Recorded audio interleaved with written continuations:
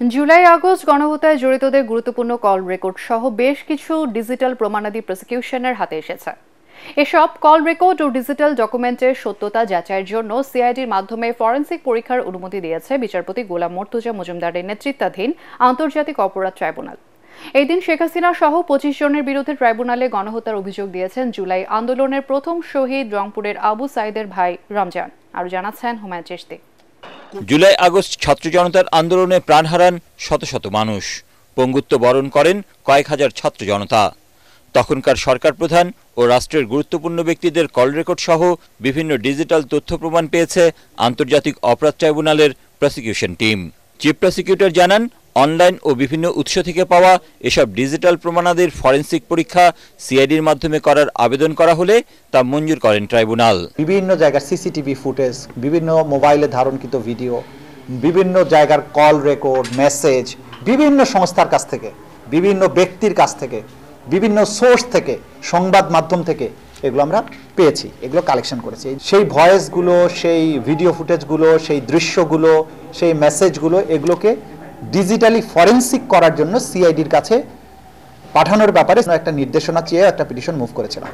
সেই পিটিশনে আমরা আমাদের প্রাপ্ত তথ্যগুলো ওরা সার্টিফিকেশন দেবে। তো যে মামলার সোর্সে আমরা পিটিশনটা দিয়েছি সেই মামলার ১ নম্বর আসামি হচ্ছেন শেখ হাসিনা। সরকারের কোনো সংস্থার ব্যাপারে সহযোগিতা বা অসহযোগিতার ব্যাপারে কোনো আনুষ্ঠানিক বক্তব্য আমরা দিচ্ছি না, কারণ এটা চলমান একটা প্রক্রিয়ার মধ্যে আছে। বসুন্ধরা ট্যাবলেট এখন আরো উন্নত। এই হট এয়ার থ্রো টপশিট দ্রুত শোষণ করে সোনামণিকে দেয় কোমল অনুভূতি। এর আগে জুলাই আন্দোলনে যাত্রাবাড়ি এলাকায় কলেজ ছাত্র ইমাম হোসেন তাইম হত্যাকাণ্ডে গ্রেপ্তারকৃত পুলিশের সহকারী কমিশনার তানজিল আহমেদকে আইসিটি মামলায় গ্রেপ্তার দেখিয়ে আগামী সোমবার হাজির করার নির্দেশ দেন ট্রাইব্যুনাল।